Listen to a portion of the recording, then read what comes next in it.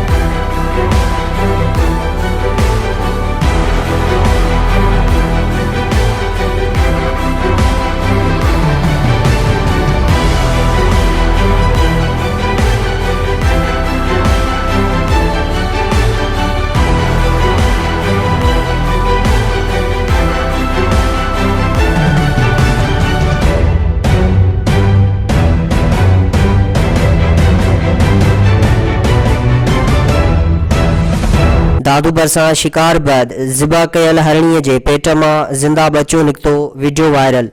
हरण जो शिकार असांजी हद में नाहे थियो। पुलिस अणॼाणाई ज़ाहिर करे छॾी।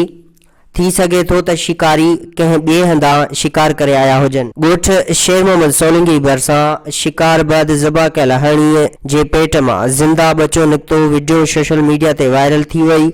दादू पुलिस वाक़े खां अणॼाणाई ज़ाहिर कंदे चयो आहे त हरण जो शिकार असांजी हद में नाहे थियो। थी सघे थो त शिकारी कंहिं ॿिए हंधा शिकार करे आया हुजनि। जांच करे ज़िम्मेवारनि ख़िलाफ़ सख़्त कार्रवाई कई वेंदी।